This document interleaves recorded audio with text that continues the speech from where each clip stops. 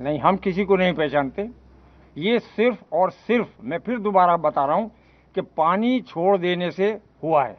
पानी छोड़ने से तमाम पब्लिक भ्रम में आ गई और उन्होंने ये कहा कि बगैर किसी सूचना के खुदाई कैसे हो रही है।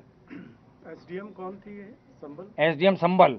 एसडीएम संबल ने जिद की वहां पर कि इसका पानी खाली कराया जाए, जबकि एसपी महोदय और डीएम महोदय ये कह रहे थे कि नहीं, डंडे से नाप लो। जैसे ही पानी छूटा तमाम पब्लिक में भ्रम फैल गया कि उसकी जामा मस्जिद की खुदाई हो रही है। आप लोगों ने समझाया पब्लिक को, आप लोगों की तरफ से? हम लोग चूंकि मस्जिद परिसर में मौजूद थे और हमने अनाउंस भी किया, पब्लिक को समझाया। लेकिन इसके साथ साथ मैं एक और कहना चाहूँगा कि पूरी तरीके से ये एसडीएम संबल और सीओ संबल की साजिश से हुआ है। सीओ संबल ने क्या किया? सीओ संबल ने ये किया कि जिस टाइम भीड़ इकट्ठा हो रही थी पानी को देखकर कि वहाँ भ्रम की स्थिति है, खुल रही है, तब उन्होंने उनसे सीओ साहब से ये मालूम करने की कोशिश करी कि आखिर जामा मस्जिद में क्या हो रहा है। तो उन्होंने उन्हें गालियाँ दी और लाठीचार्ज करा दिया और ये भी कहा कि अगर ज़्यादा सवाल जवाब करोगे तो सबको ठोक दूंगा। सिर्फ ये पैनिक जो फैलाया है सीओ संबल और एसडीएम संबल ने फैलाया है। सदर साहब, जब एसडीएम जो हैं डीएम साहब के अधीन है और जब डीएम मना कर रहा है तो उन्होंने फिर उनका क्या मतलब कैसे कहना मान लिया एसडीएम का? फिर से जवाब सवाल करें। डीएम के एसडीएम अधीन है। हाँ हैं। और डीएम में मना कर रहा है कि मेजरमेंट नहीं होगा, डंडे से नाप लो, और एसडीएम जोर दे रही, तो क्या डीएम साहब ने उस बात को उनको? कुछ नहीं, जो मेरे सामने मैं वहाँ मौजूद था, उन्होंने एसडीएम साहब ने, उन्होंने सॉरी डीएम साहब ने और एसपी साहब ने ये कहा कि नहीं, इसकी गहराई जो है वो आप डंडे से नाप लें। वो नहीं मानी, बल्कि उन्होंने यहाँ तक कहा, फव्वारा चल रहा था कि इसे भी बंद कीजिए। तो हमने उनसे ये कहा कि ये तो चलता ही रहता है। अच्छा सदर साहब, जैसे आपने अनाउंस किया था, आपके पक्ष की जो भीड़ थी, आपके समुदाय और आप सम्मानीय व्यक्ति हैं, आपने अनाउंस किया कि सर्वे पूरा हो गया है और अब कोई बात नहीं है, कहा था, सब मस्जिद पे अनाउंस हुआ था, तो फिर ये भीड़ क्यों नहीं मानी आपके समझाए को? भीड़ इसलिए नहीं मानी कि भीड़ ये समझ रही थी कि अंदर खुदाई चल रही है, अंदर खुदाई चल रही है। उन्हें कोई समझाने वाला नहीं था। मैंने ही अनाउंस करके उनसे शांति बनाए रखने की अपील की है। उनसे ये कहा कि आप लोग अपने अपने घरों को जाएं, किसी तरह का कोई लड़ाई झगड़ा शोर शराबा न करें।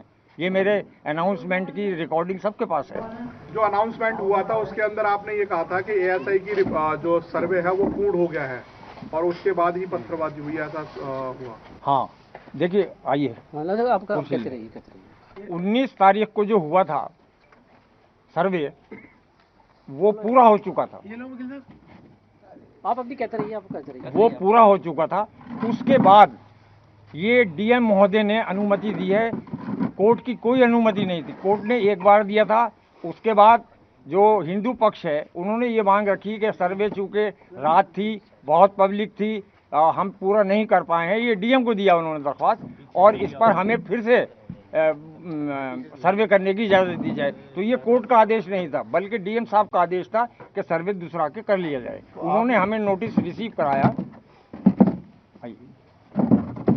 उन्होंने हमें डीएम साहब, वो सॉरी सीओ साहब ने और एसडीएम साहब ने हमें इत्तला दी कि हम इसके, हमारे पास दरख्वास्त आई है और हम इसका सर्वे करवाएंगे। लेकिन अभी डीएम साहब ने कोई परमिशन नहीं दी है, हम रात के 11 बजे तक आपको बताएंगे। उन्होंने हमें रिसीव कराया है, सूचना रिसीव कराई है, लेकिन उन्होंने यही कहा कि डीएम साहब इसकी परमिशन नहीं देंगे क्योंकि ये कोर्ट से ही दूसरा के आएगा। लेकिन उसके बावजूद भी 11 बजे जब मुझे पत्रकार महोदय ने बताया, एक पत्रकार महोदय ने, कि सुबह को सर्वे होना है, तब हमने इन लोगों से पूछा कि भाई ये तो सुबह को ही होना है, वरना मीडिया को कैसे पता चला।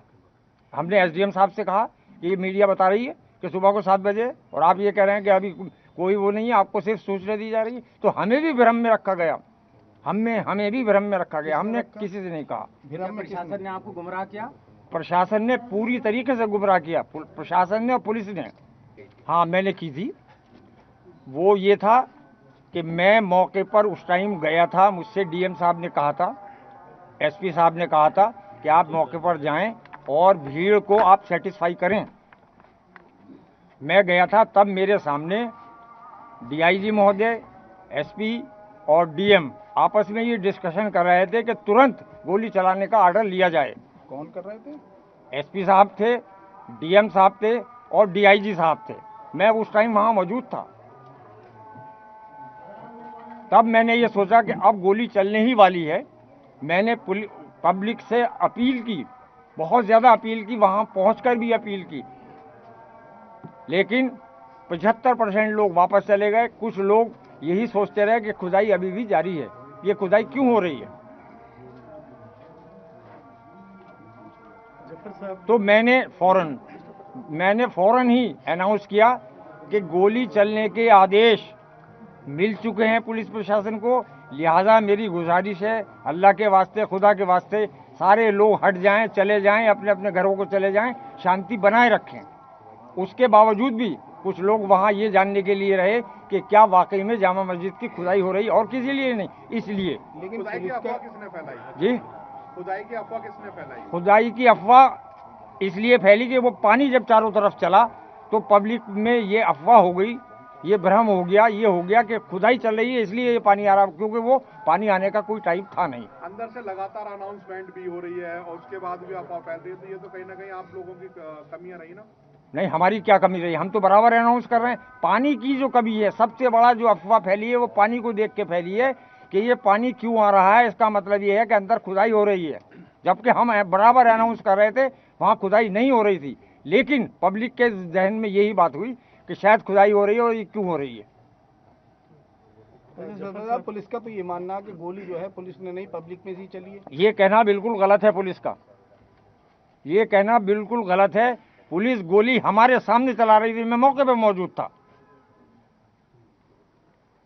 पब्लिक की तरफ से मेरे सामने कोई गोली नहीं आई, ये बिल्कुल गलत है। और मैं हिंदुस्तान के माननीय मोदी साहब से, सीएम साहब से, ये जो बच्चे बेगुनाह मारे गए हैं, क्योंकि इसका कोई प्रमाण नहीं है कि वहाँ पर पत्थर किसने मारा, फिजा किसने खराब की, जो लोग मारे गए हैं उनको उचित मुआवजा दिया जाना बहुत ज़्यादा ज़रूरी है, क्योंकि ये गुनाह किसने किया है, किसने नहीं किया है, ये तय नहीं है।